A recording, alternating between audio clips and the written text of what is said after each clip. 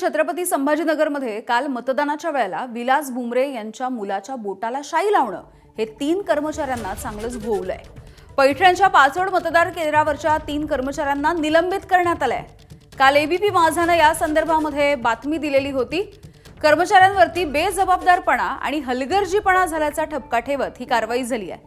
कर्मचाऱ्यांवरती कारवाई झाली असली तरी विलास बुमरेंवरती मात्र अद्याप कोणतीही कारवाई करण्यात आलेली नाही आहे।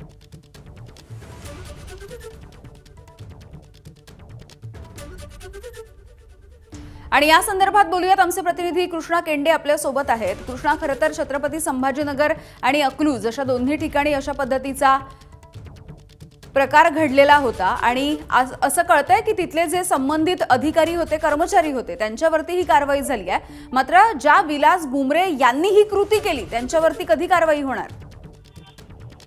अगदी हा खरा प्रश्न आहे। हाच प्रश्न आपण जिल्हाधिकारी यांना विचारला होता। त्यावेळेस त्यांचं असं म्हणणं आहे की या सगळ्या संदर्भात निवडणूक आयोगाला कळवण्यात येणार आहे आणि त्यानंतर विलास बुमरे यांच्यावरती काय कारवाई करायची या सगळ्या संदर्भातली विचारणा केली जाणार आहे, असं त्यांचं म्हणणं आहे। मात्र 3 कर्मचाऱ्यांना हे सगळं प्रकरण भोवलंय असं आपल्याला म्हणता येईल।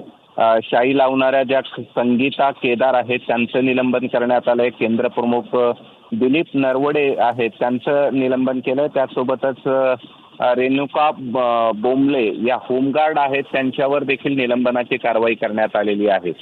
यात एक महत्त्वाचा भाग असा आहे की हे 3ही कर्मचारी आहेत ते पैठण तालुक्यातीलच आहेत आणि त्यामुळे त्याच तालुक्याचे जर आमदार आपल्या मुलाला शाई लावण्याचा आग्रह करत असतील तर ते त्यांना नाही म्हणू शकणार नव्हते।